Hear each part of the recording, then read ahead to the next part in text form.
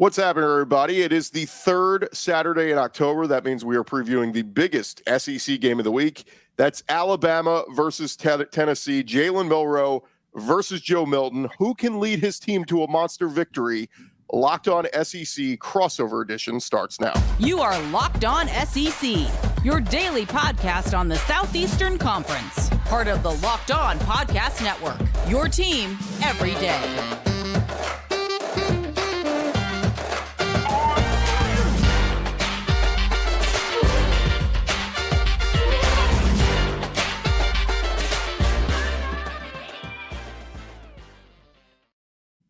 What's happening, everybody? Welcome into Locked On SEC. It's great to have you guys along. This episode presented to you by Prize Picks. Go to prizepicks.com/LockedOnCollege. Use our promo code LockedOnCollege. That'll get you your first deposit match up to $100 daily. Fantasy sports made easy over at Prize Picks. I'm Chris Gordy, host of Locked On SEC. Joining me for the crossover today is Eric Kane, host of Locked On Vols, and Luke Robinson, host of Locked On Bama. A monster matchup this week. Gentlemen, how are you? Doing well. Excited for the third Saturday in October, for sure. Happiest actually on the third Saturday in October. Yeah, sometimes we don't get it right sometimes, but it is fun how this falls. And of course, this is one of the biggest games between, an SEC East and SEC West team. In the grand scheme of things, normally this game doesn't mean a whole heck of a lot in the standings on who's going to go to Atlanta. But this year with Bama already having a non-conference loss, we'll see what falls here over these next couple weeks. Obviously, Tennessee's got the in-conference loss to an East foe in Florida already, but plenty to play for, plenty on the line. Let's start with you, Eric, as we start kind of these things all the time. What's the biggest storyline for Tennessee, you think, coming into this week? Yeah, it's been a couple of different things. I mean, Tennessee's defense has taken a massive step and had a great showing against A&M, so the defense is a storyline for sure, getting after the quarterback.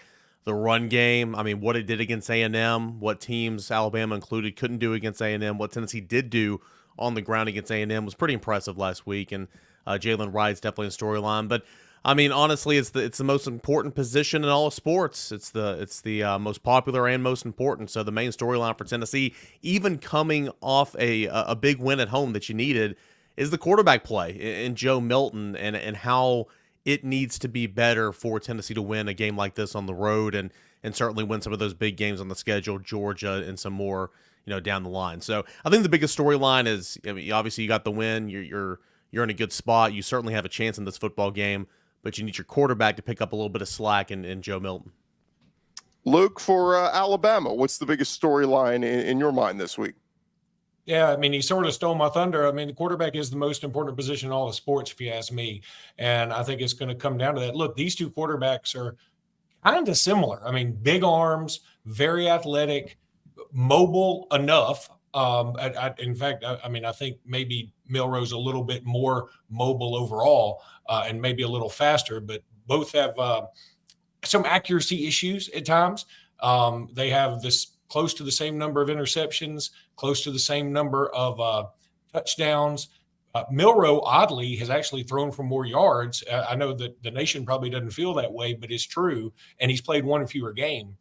But the biggest difference is Milroe's been sacked, I believe it's 26 times, and Milton's only been sacked 8 times.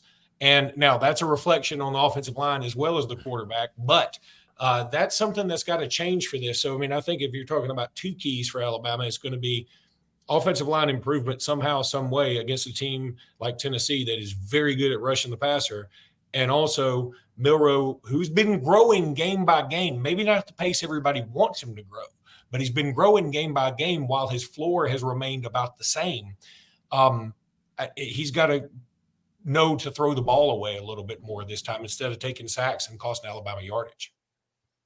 Guys, before we get into more of the elements on this matchup and, the key matchups we're going to be looking at, Eric, kind of assess Tennessee on what you've seen throughout them through the first few weeks of this season, because it is kind of funny. We talked about preseason what we thought Alabama would be, and we said, going to be strong defensively and dominant run game. It's kind of what Tennessee has become. It's strong defensively and dominant run game, and not so much, Joe Milton being the second coming of Hendon Hooker. You're exactly right, Chris. And look, I couldn't agree more. I might do on my Friday show just a segment solely just on Milton versus Milroe because I think they're so similar. I've been super surprised by Milroe this year, and more on that later on. But Chris, to answer your point or to answer your question, yeah, I mean, I thought a lot of us thought that Tennessee's defense would take a step, and it certainly has taken a step. That step has come from the defensive line. The step has come from the edges, getting after the passer. And when you can consistently get after the passer and you don't have to bring pressure from the second, third layer, then that's going to make your secondary a whole lot better. I mean, look at Kamal Haddon. All right, he's made some boneheaded plays in a Tennessee uniform. He's playing elite cover corner right now, number 5 on one side of the field. Gabe Judy-Lawley on the other side, former Vanderbilt, former BYU cornerback. Got to love the transfer portal era, right? He's playing really good. You know, Denico Slaughter's a cornerback. He's working his way back. Those safeties are playing okay. So Tennessee's secondary, which has always been a huge question mark, is playing pretty good football right now because of that front four. It's all tied together. So the defense is taking a step. The run game, I thought coming into the year that Tennessee would have one of the deepest running back rooms in the SEC. I didn't know if it would be the best, but I knew it would be good, and it's been really good. Jalen Wright's taken that step, and he's averaging 7.2 yards per carry. You feel really good about him, and you feel good about your number 2 option, Jabari Small, and then your home run hitter who kind of comes in and spells both of those guys. You throw him the football, had 4 touchdowns against Virginia. That's Dylan Sampson, so Tennessee feels really good about running the football and all that. So, been really surprised with that type of stuff. Again, going back to the quarterback, thought that there would be some more explosive plays down the field. Now, you knew Joe Milton was not Hendon Hooker. You knew you didn't have Jalen Hyatt. You knew you didn't have Cedric Tillman. Now you've lost Brew McCoy. So you knew it wasn't going to be what it was.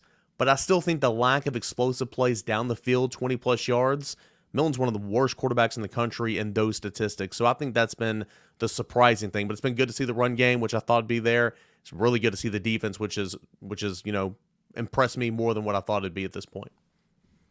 Luke, as we look at Bama, I'm a little shocked to see, they're around, 8th or 9th in the conference in rushing yards per game. I thought they'd be more dominant running the ball, and all the criticism that comes with Milton, of course, post the loss to Tennessee.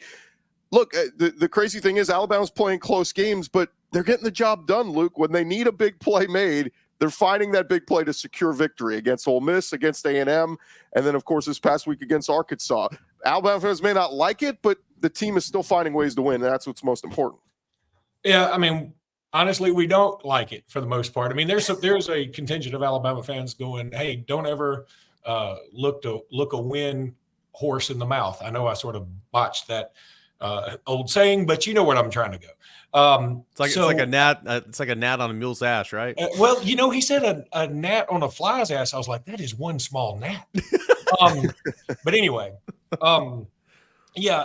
look, they are still winning, and they are getting better. Again, not at the pace everybody wants them to, and everybody's so used to Alabama slapping teams around that it is sort of foreign territory. We're not really sure how to react. I can't wait to go to this game and see what the crowd's going to be like.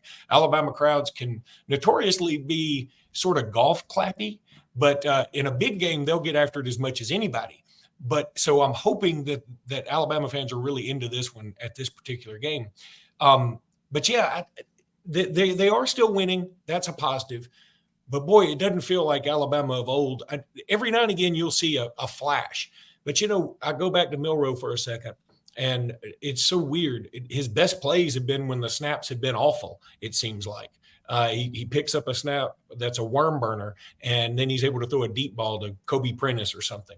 And, some of Alabama's biggest plays have been because of busted coverages. That's what I think is frustrating. It's great to have long touchdown plays. That's awesome. And 80% of Milroe's touchdowns have been over 20 yards. That's incredible. But it seems like most of them are due to busted coverages. And so you would like it to be more because of scheme.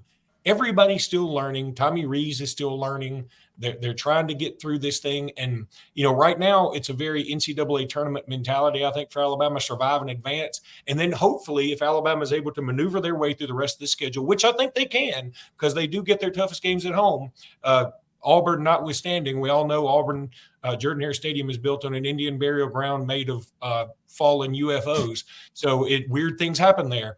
But if they can make it to Georgia in the SEC championship game, then, hey, maybe by then they've improved enough to at least give them a fight. Yeah, it feels like Milroe makes his best throws when he gets murdered back there. He gets hit, and then he just delivers like an absolute strike. It's been weird this year. All right, we'll get to more with Eric and Luke here in just a second. Key matchups coming your way in just a second right here on Locked On SEC Crossover Edition. First, I want to remind you guys, this episode is presented to you by our friends over at Prize Picks. Look, Prize Picks is the largest independently owned daily fantasy sports platform in North America. The easiest and most exciting way to play daily fantasy sports, it's just you against the numbers. It's that simple. Instead of battling thousands of other players, including pros and sharks, you pick more than or less than on 2 to 6 player stat projections, and you watch the winnings roll in. Prize Picks is really simple to play. You can make picks and submit your entry in less than 60 seconds. Test your skills out throughout this football season in the most exciting way possible. If you have the skills, you could turn $10 into $250 with just a few taps. Quick withdrawals, easy gameplay, and an enormous selection of players and stat types. That's what makes Prize Picks the #1 daily fantasy sports app. Go to prizepicks.com/lockedoncollege. Use our promo code LOCKEDONCollege for a first deposit match up to $100. Again, that's prizepicks.com/lockedoncollege. Use promo code LOCKEDONCollege. And again, that first deposit match up to $100. It is Prize Picks. It is daily fantasy sports made easy. All right, jumping back into it, guys, as we do our crossover edition for the SEC game of the week, previewing Tennessee at Alabama. We got Eric Kane, the host of Locked On Vols, Luke Robinson, host of Locked On Bama. And guys, let's dive into key matchups in this one. And this could be whatever you want. It could be the Alabama DBs covering Tennessee wide receivers. It could be the Tennessee front four trying to get pressure on that Bama O-line, which has been good, not great. We'll start with you, Eric. Let's start with what you think the key matchup is to watch for in this matchup. Well, I think the key matchup for Tennessee, no matter what, is you've got to run the football. Okay, you've always been a good running football team under Josh Heupel. The biggest misconception of all of college football is that Tennessee doesn't run the football, where Tennessee led the nation in rushing touchdowns a season ago and has averaged 200 yards a game under Josh Heupel. Anyway, but that is, I mean, it's always been good. So far it's been great this year. You got to run the football. And Alabama, as always, is stout against the run. That defense is good. That front, I mean, really top to bottom, that defense is really, really solid, only allowing a little over 100 yards on the ground so far. So it's going to be tough, but you've got to run the football. You got to get Joe Milton in situations where you're 2nd and 2, take some shots, where you're 3rd and manageable, 3rd and 4, 3rd and 5, 3rd and 3. You can't play behind the sticks, and that goes into another element, and dealing with the crowd noise, because Tennessee hasn't done that at a good job. But you've got to run the football, do what you do best, and run the football. And then secondly, obviously, if you're continuing on that offensive side, I mean, Joe Milton's going to have to complete some balls down the field. Joe Milton's going to have to pass for more than 100 yards. He's going to have to complete more than 50% of his passes. And Alabama's got a pretty stout secondary. So when you're looking and you're stacking, Tennessee O-line, Alabama D-line, Alabama front seven, Tennessee, offensive skill, pretty close in terms of who might have the edge. Alabama certainly has the edge in its secondary against Tennessee's passing attack. Tennessee's just got to make enough plays to where you're not one-dimensional, and you can make some third-down throws. So Tennessee's got to run the football for sure. Then obviously Joe Milton doesn't have to be Superman, but you've got to be better. I mean, you've got to be better certainly than what you were last week. You can't be turning the football over like you've done in SEC play. Go back to being who you were at the beginning of the season, where you weren't being spectacular, but you weren't turning the football over, and you were getting about 225 yards a game. You get that Joe Milton on the road and this run game behind you, I mean, that's pretty good performance in my opinion. Luke, as we talk from the Alabama side, what's the key matchup you're watching for? I mean, I think the easy answer is offensive line for Alabama versus defensive line for Tennessee, because, man, they do get after the passer, and they're great at sacks, and Alabama's terrible at protecting the quarterback this year. I mean, just calling a spade a spade. I hate to say that, but that's just the way it is. James Pierce is fantastic, and you feel like he was the guy that's the star of the defense.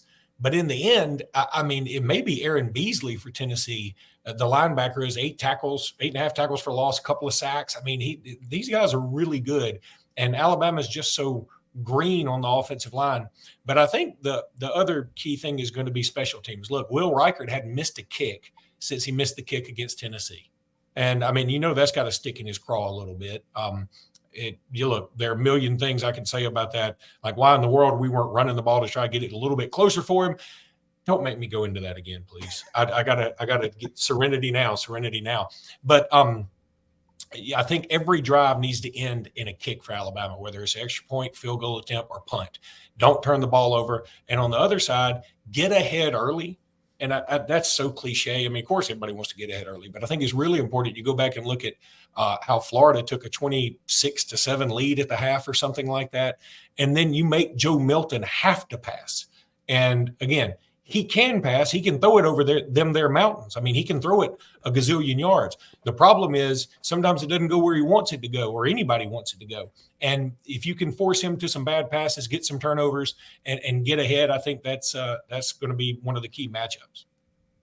Yeah, it's going to be very interesting to watch a couple of these things from different angles. I think, we can kind of agree wide receiver, maybe still not, fully impressed with wide receiving core on both sides of the ball here for both sides. But I did want to get your thought real quick, Eric, on what do you think about, we haven't seen Joe Milton run a ton this year. Obviously, we saw he had a monster run a couple of weeks ago to start off a game, but Joe Milton running ability, is that something maybe plays a bigger factor this week? Yeah, I think Luke said it earlier. Both of these quarterbacks can run, but if I'm a defender, if I'm a middle linebacker, Jalen Milroe scares me so much more on the ground than Joe Milton does because Alabama's run him before and he's good in that regard. Joe Milton, I believe, can be effective in that regard. He just doesn't want to run. He wants to throw the football. And Tennessee's called a couple of design runs for him. It's been successful. He kept that zone read to begin the UTSA game, went 80 yards. That looked good. Last week, he kept a speed option and made the right read and, got a first down. He took out a couple of A&M defenders by running over them and kind of got the juices flowing and kind of got some momentum and some confidence building. So I think that's big for Joe Milton. And I think that needs to be an area where Tennessee kind of leans into. I mean, don't call 5 to 6 design runs for Joe Milton. Call 2 or 3. And then, when things aren't open downfield, just take off and go because you are 235 pounds. You're a load. So, we'll see. He's not the fastest. He's fast enough. That needs to be an area of his game to where he can help Tennessee out a little bit because, again, like last game, just an example of the A&M game. I mean, Tennessee just couldn't do anything through the air whatsoever. So you gotta continue to add some elements to make up for that missing yardage. And I think Joe Milton has the ability to do that. But Jalen Milroe, much more effective, much more dangerous on the ground than Joe Milton, but Joe Milton can get his own, in my opinion, and Tennessee needs to lean into that. Luke, when we talk about Alabama defensively, they've been much more stout here the last few weeks, really since that South Florida game. After the loss to Texas, they've really turned it on, and we've seen pressure up front. Dallas Turner leads the SEC in sacks, and when we talk about teams as team sacks, number 2 and number 3, Tennessee and Alabama. So both these teams are getting after it and getting pressure. But to me, this game is going to be more about timely sacks, right? Like the big sacks on third down to make you punt. Sacks on first down are great, but teams can still convert. It's those big timely sacks that are going to be important this week. Yeah, there's no doubt about it. And look, Alabama's pass rush has definitely kicked it up a notch. Chris Braswell has been fantastic. Tim Keenan has been a monster on the interior. He's really Justin Aboigbe really getting after it. I mean, the defense has really been incredible, considering that the offense doesn't help out quite as much. I think in past Alabama defenses, while they had more talent than this defense, but they knew they could be as aggressive as they want to be because on offense, Alabama was going to score too. So even if they gave up something, the offense behind Tua or Mac Jones or Bryce Young was probably going to score. And I think this defense is finally coming into its own. Dallas Turner, I could make a case for him not only being SEC Defensive Player of the Year, but National Defensive Player of the Year. And Deontay Lawson's going to be key in this game. So Kool-Aid and Terrion Arnold. Terrion Arnold was actually just named an All-American at the midseason point by ESPN. Kool-Aid was named an All-American at the midseason point by CBS. So both of them are playing very, very well right now. But the key is going to be stopping the run game. I mean, Tennessee's run game is very strong. And if they can stop that, I think they can force Tennessee into some turnovers. Caleb Downs has been fantastic as a freshman back there. I think in the end, he could be SEC Freshman of the Year. He's growing so much and so quickly. Has a couple of interceptions now on the year. So I feel like that's going to be the biggest thing, is trying to force Tennessee to play from behind.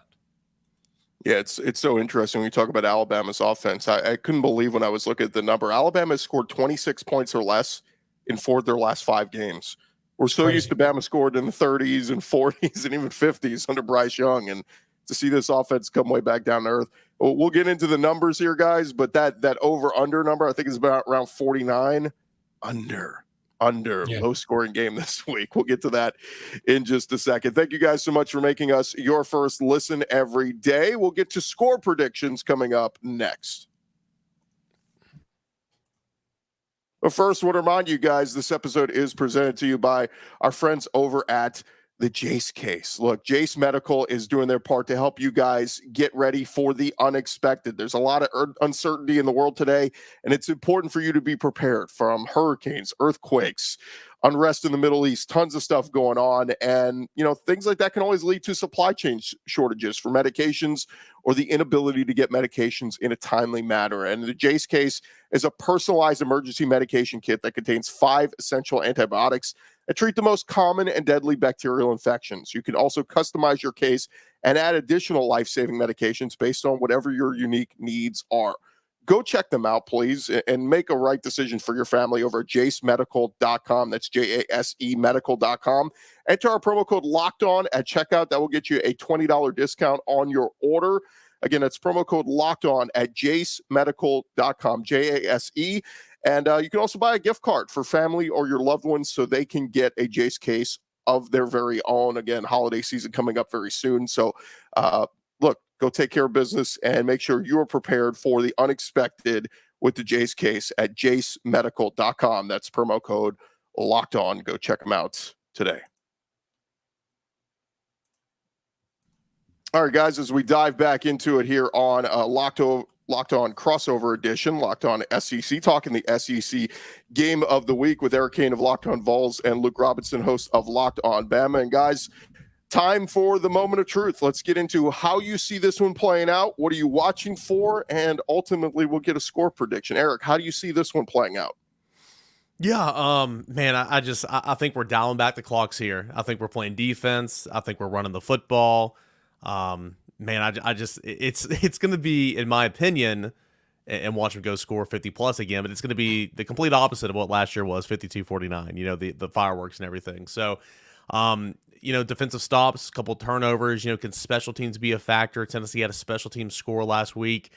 You'd love for that to happen again if you're Tennessee, especially to help out an offense that didn't score an awful lot. So it's going to be that type of game. I think Tennessee's going to run the football. Now, I said this going into the A&M game. I was like, I have confidence Tennessee will run the football. I don't know if Tennessee will run for its average of like 230 or whatever. And lo and behold, Tennessee ran for 232 yards. I don't think Tennessee will run for 230 against Alabama, but I think Tennessee will run for a decent amount. I think it's just going to come down to, can Joe Milton make some throws on third down? And can Joe Milton, hit a couple down the field to kind of change this game wide open? There's been, shoulda, coulda, wouldas, right? I say it all the time on Locked On Vols. There's a couple of throws every single game to where, the wide receiver drops it, or there's not a defensive pass interference called, or whatever the case may be, that if that ball was completed, it changes the game completely. But that's football, right? That happens every single week. So you got to connect on some of those. I think Tennessee's pass rush will be a factor. I don't know, man. I've never been characterized as a homer. Never. As my viewers on Locked On Vols. For some reason, I've just been feeling Tennessee this week, and I understand that's going on the road somewhere you haven't played well at Florida, didn't play well in Athens, got blown out in South Carolina.